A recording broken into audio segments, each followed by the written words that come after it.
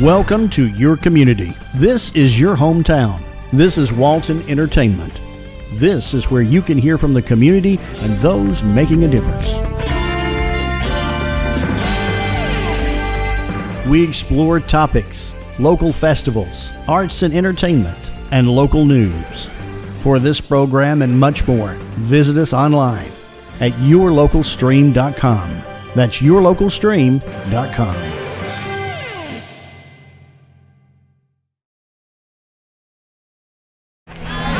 We're here at the Chamber Appreciation Luncheon.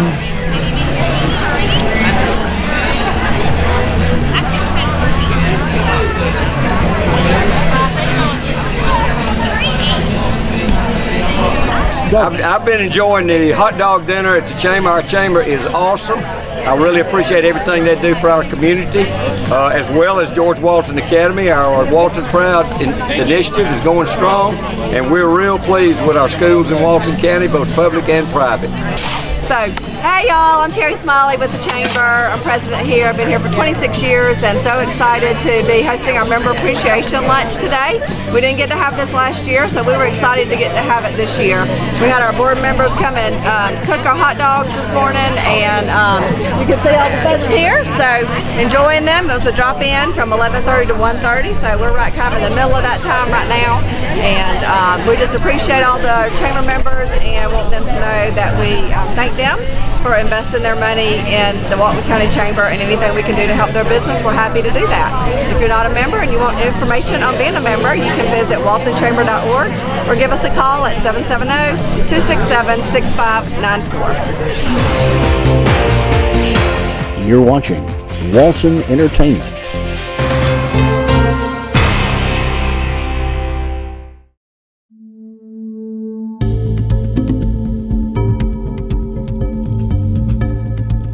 Welcome to Focus. This segment is an opportunity for us to focus on what matters with people, places, and things. I'm your photographer, Darrell Everidge. Today I have the opportunity to sit down with both David Dickinson and Bill Owens. David Dickinson is the current District 8 Monroe City Councilman, and Bill Owens is running against David in the November election. I will ask the same questions of both gentlemen, and I'll start the interview with David Dickinson.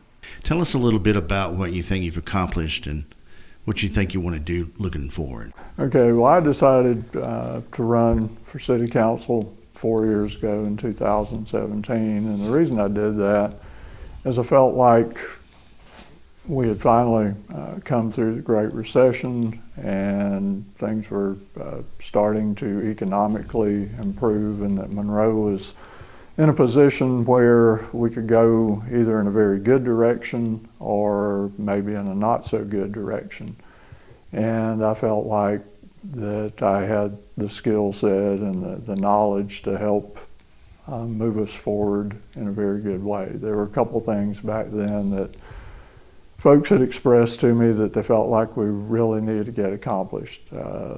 The largest one was people were consistently saying, well, we need a good quality chain grocery store. Why don't we have a Publix? Why don't we have a Kroger? Why are our options so limited? And there were those in office who said, well, it just won't happen. We can't get that accomplished. We just don't have the demographics for it. I didn't feel that was correct, so I made a commitment to the voters that I would bring that chain grocery store. And I said then, if I don't, vote me out in 4 years. I will see that store happens. Well, it's happened. It's up on the north side. It's the MAB development. Publix is the anchor store. It's a $150 million investment. And that's going to bring millions of dollars in sales tax back into the city of Monroe and Walton County that now bleeds out into other counties.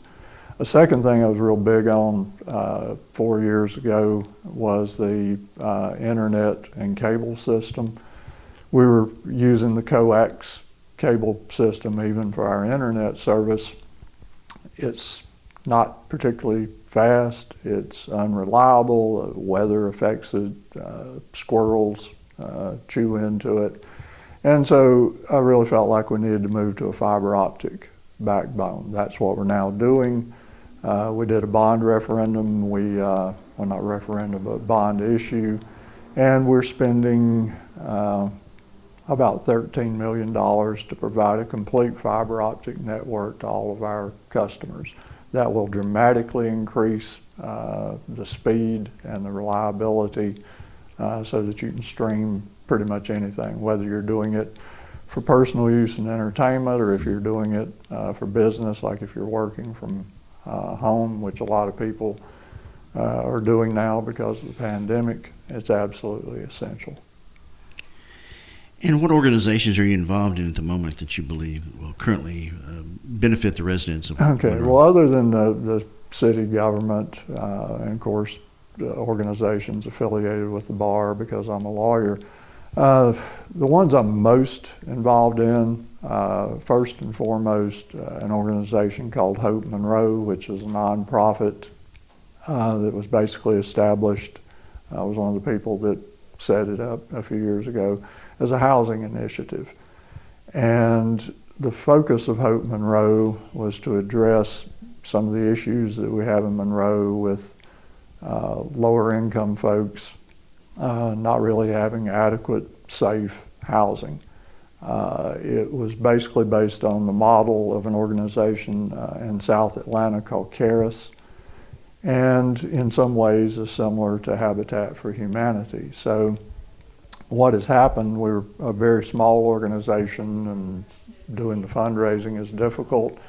So we were doing very limited things. We are now partnering with the Gwinnett Habitat for Humanity, which has absorbed the Walton chapter, which basically had become defunct.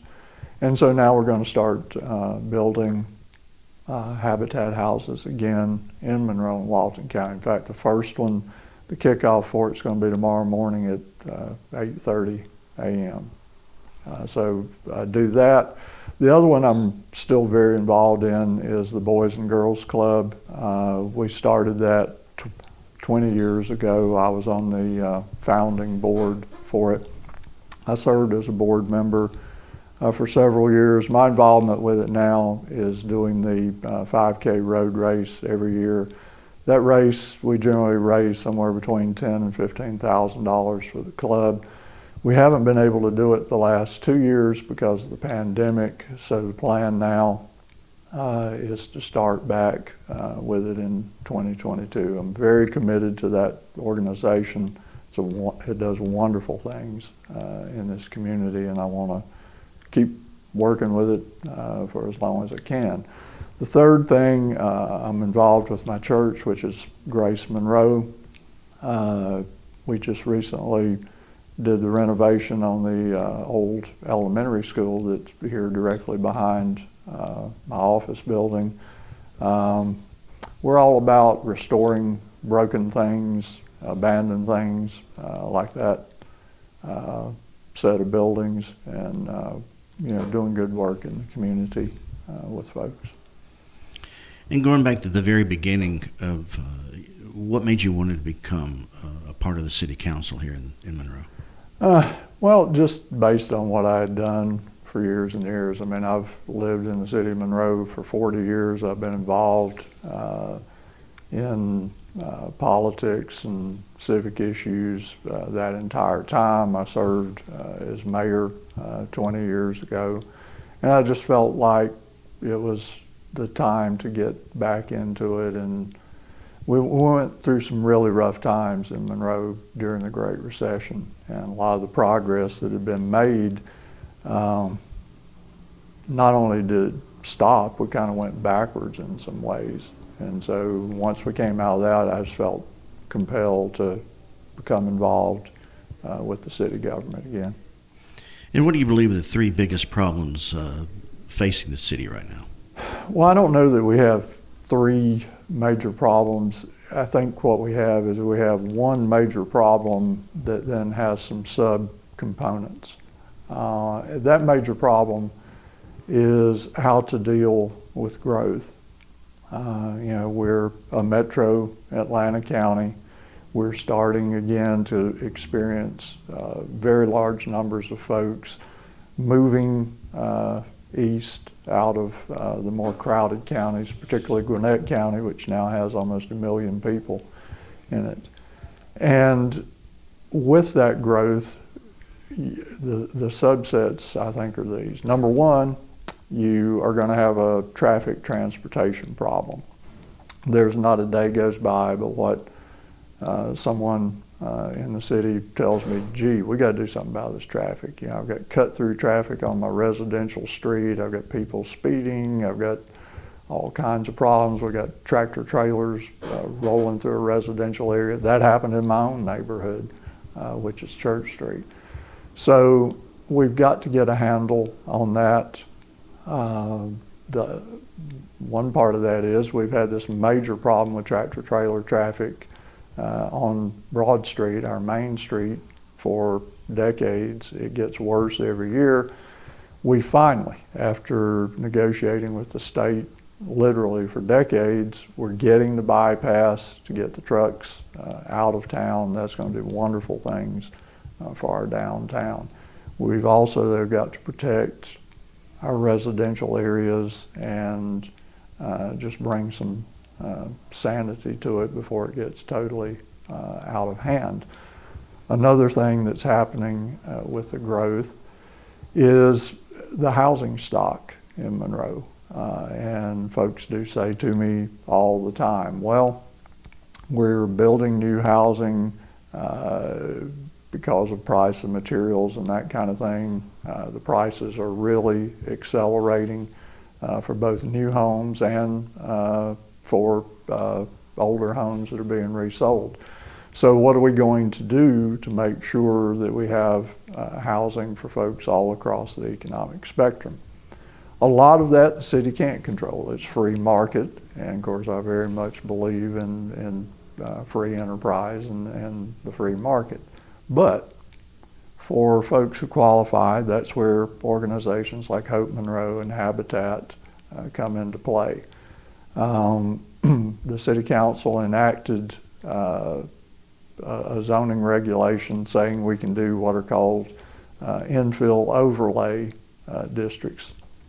And the purpose of that is to develop areas in our interior footprint that either are undeveloped now or they have substandard housing on them that needs to come down and be replaced with adequate, affordable housing.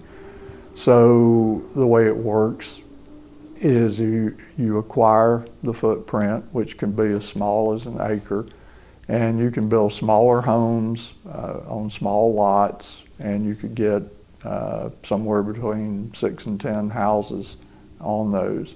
So I'm hoping that Habitat is going to be able to build some of those, and obviously the free market developers are going to build some of those. And because they're smaller houses and smaller lots, they are far more affordable.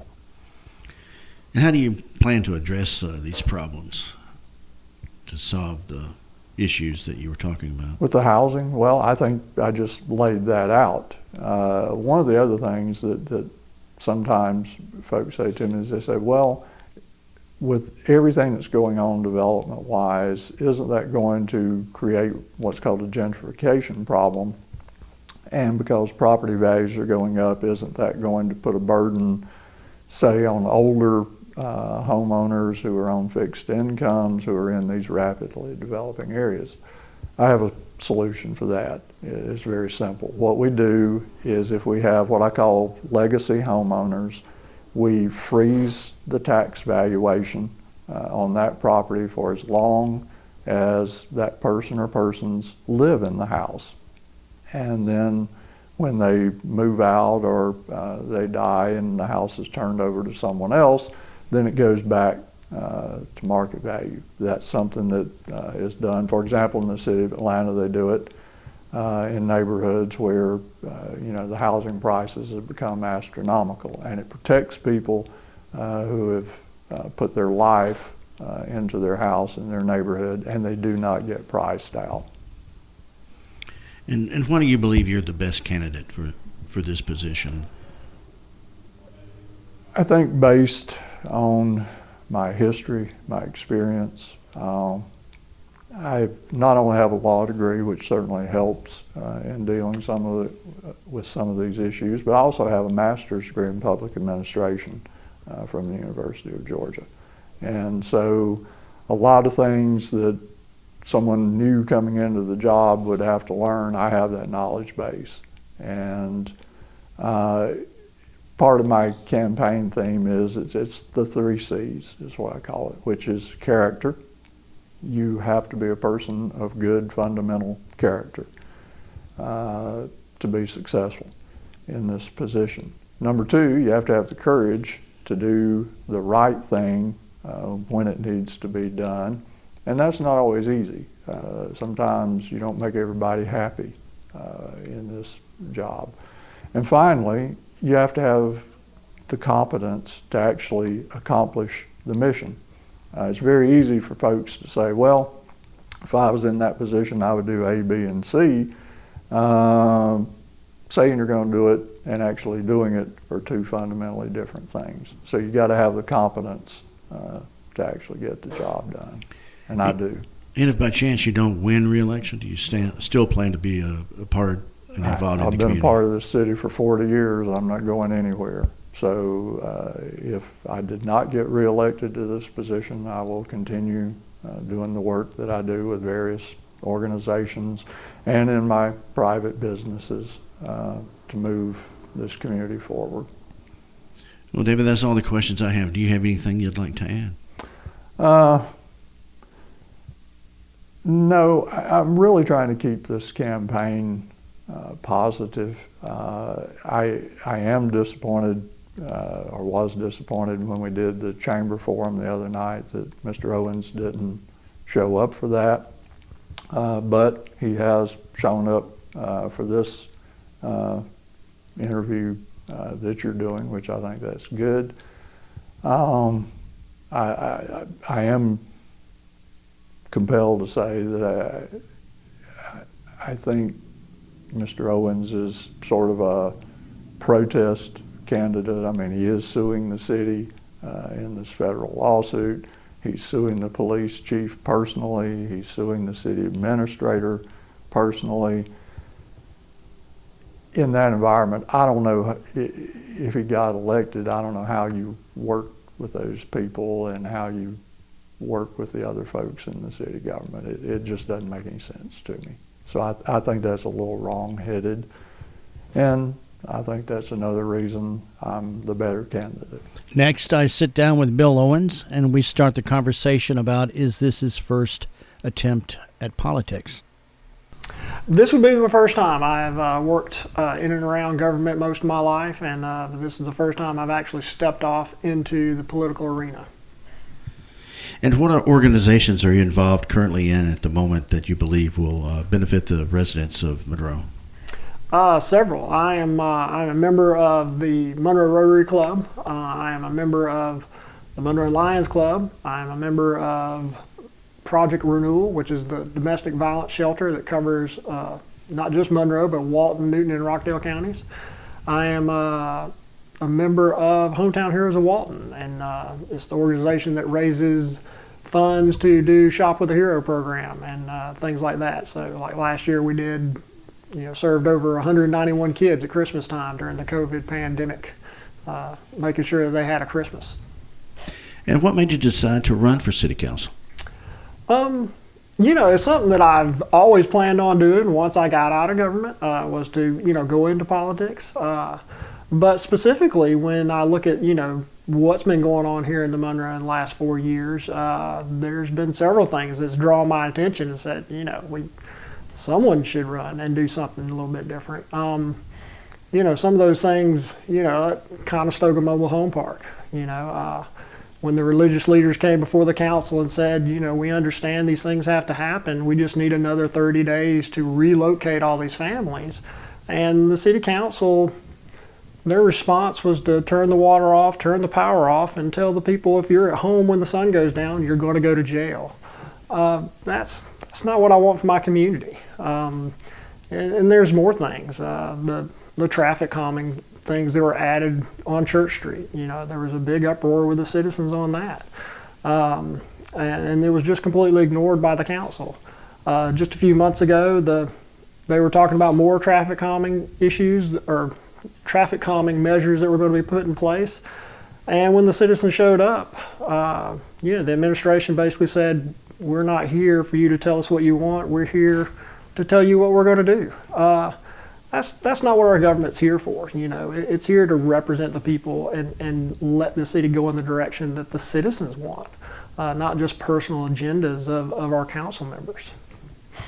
And everyone probably knows that you were the fire chief here in the city, and the city council, where you're actually running to be a part of, elected to let you go. And you are currently suing the city because of that decision. Do you think that will hinder you working with those that are currently on the city council? It may hinder them. I know there's been several people they're well, how does that work? At the end of the day, I felt my rights were violated. I felt I did not get fair and impartial treatment in the council chambers.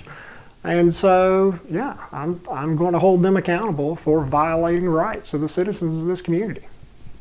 And what do you believe your previous experience and positions here at the city will benefit you if you win the election in November? Yeah, working within the government, I know a lot of the ins and outs of the city and the city government, city administration, and how that operates. That in itself is more than an experience. 20 years worth just here in the city of Monroe alone.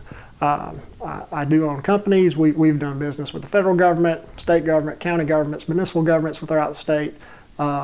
So I'm very familiar with the inner workings of the government and how things tick and how things work. And tell us what you believe the three biggest problems are here facing the Monroe. Going in, Monroe is a great town. I love the way everything is about Monroe, and the citizens do too. But when we look at things, how we can improve, the biggest thing that I look at is where are we going from here? It may not seem like a big problem, but it really is. We look west towards Gwinnett County, towards Lawrenceville, towards places like that, and we see where they are, and we know that's the direction with the growth and influx of people coming into this community that we're going to go. And at the end of the day, how are we going to get there and how are we going to keep those things from happening? So with that, my strategy for that would be is having an overall strategic plan for the city. There's a lot of people who talk about plans. We have economic plans. We have all these small plans. But when you talk about an overall economic plan for the city, overall strategic plan for the city, what we're talking about is encompassing everything within that, not just the economy and things of that nature, but bringing in the department heads, bringing in our elected leaders, bringing in our citizens, bringing in the elected officials from the county, and identifying where we are and where we want to go and how are we going to get there. Those are the key points that I think that the city is missing. If you don't have a good plan of where you're going, then it's just a haphazard mess on how you're going to get there. The second thing that I think is a key problem in the city is a basic standard of living.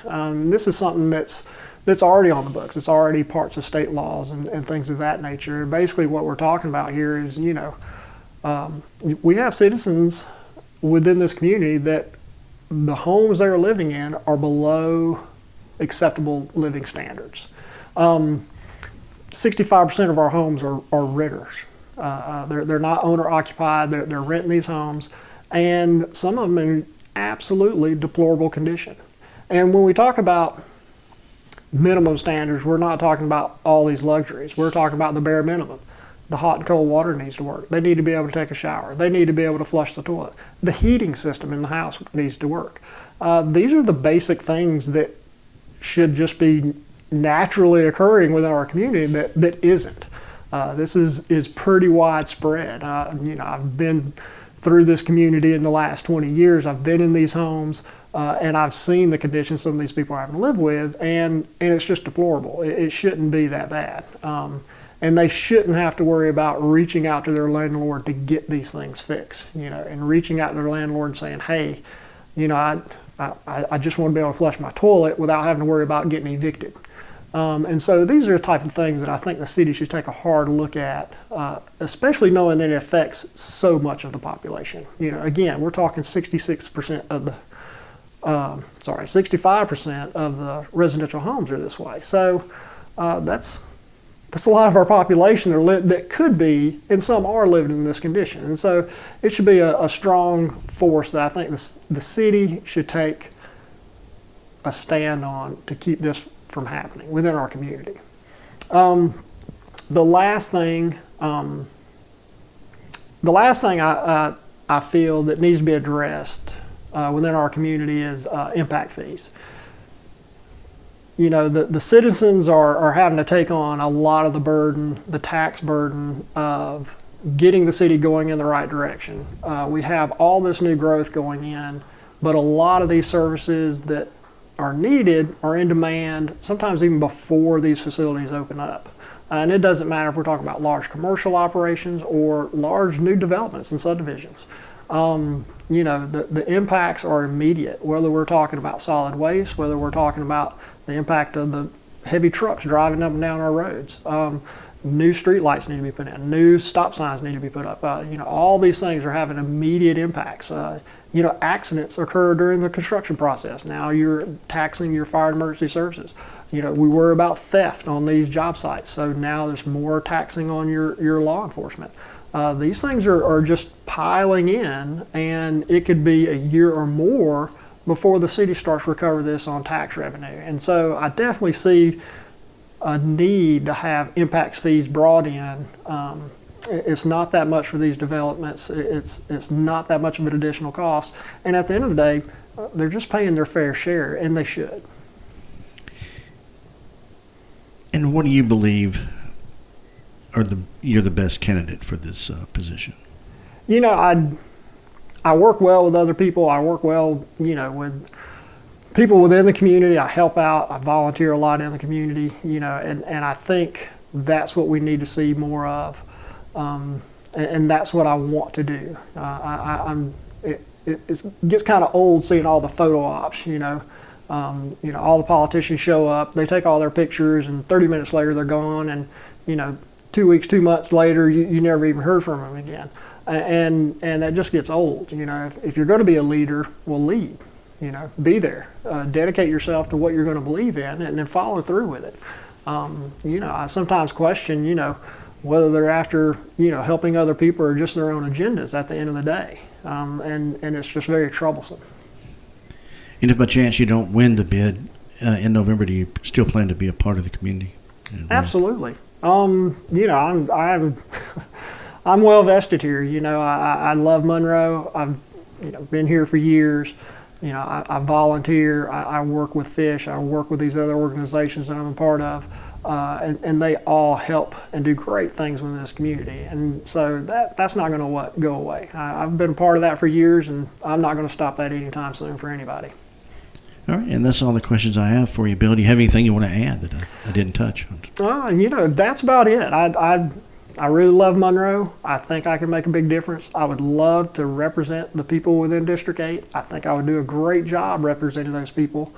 And I really question whether or not my counterpart has actually done that in the last 3.5 years. And that's the real question the citizens need to ask. If you felt well represented, okay. But if not, I would love to represent you.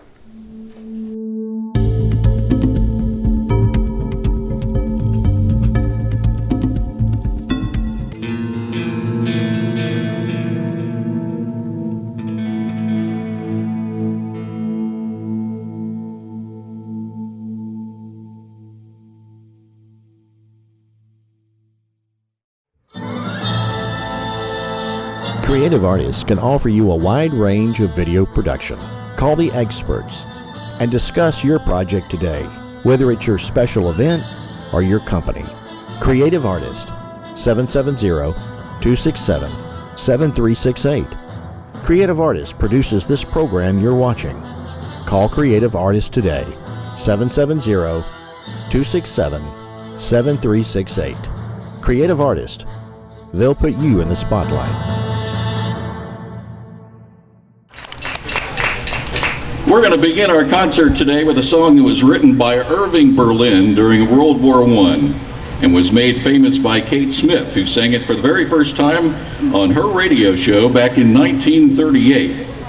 And we have Lynn Mulvey to sing the song with us today. Lynn is a talented singer, actor, and teacher here in the area. So if you would, sing along if you'd like to, and enjoy God Bless America.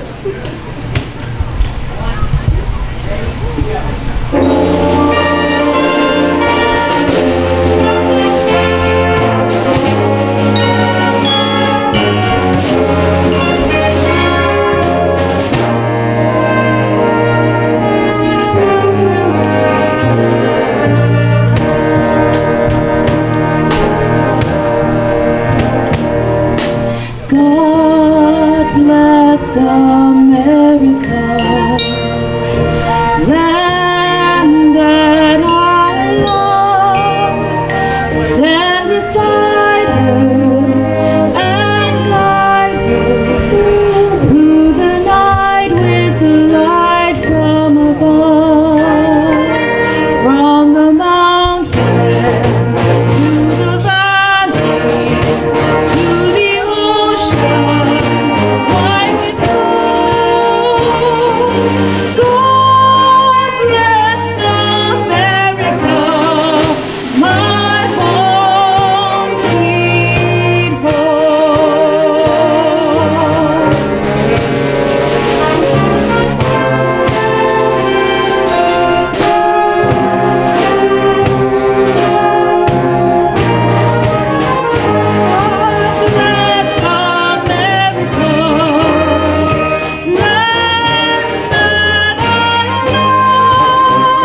Stand beside her and guide her through the night with the light from above, from the mountains to the valleys, to the ocean wide with blue.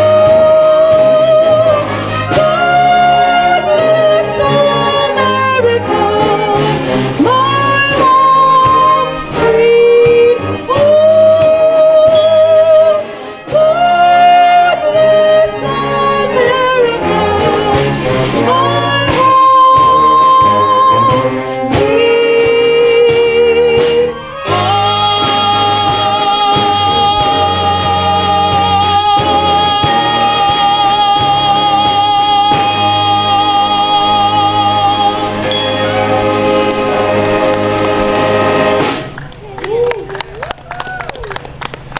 Thank you, Lynn Mulvey.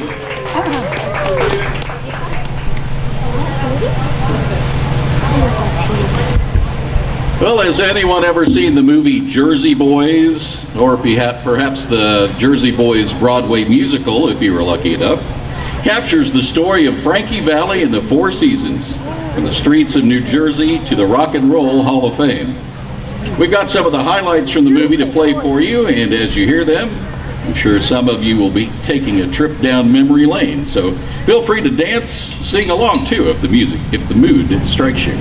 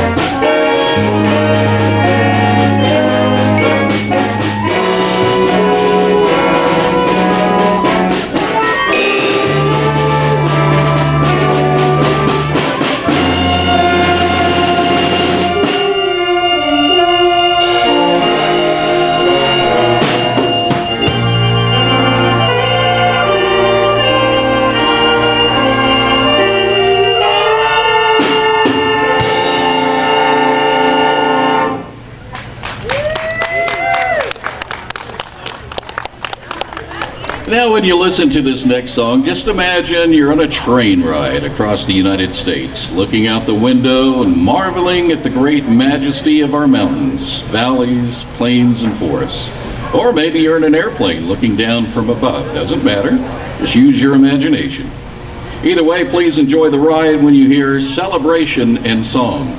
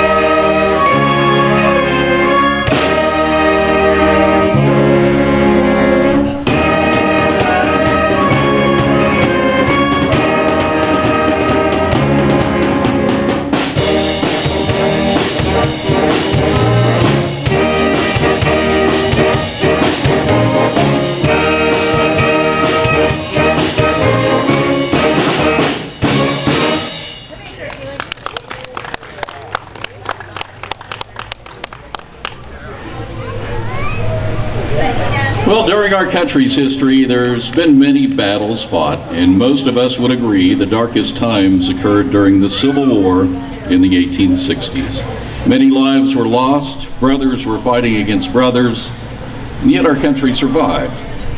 This song is from an instrumental album that came out in the year 2000 and was written by Grammy Award winner Michael W. Smith, a famous Christian singer. He's also, of course, a musician and composer. And the theme of the album and this song is the Civil War. This song is called Freedom.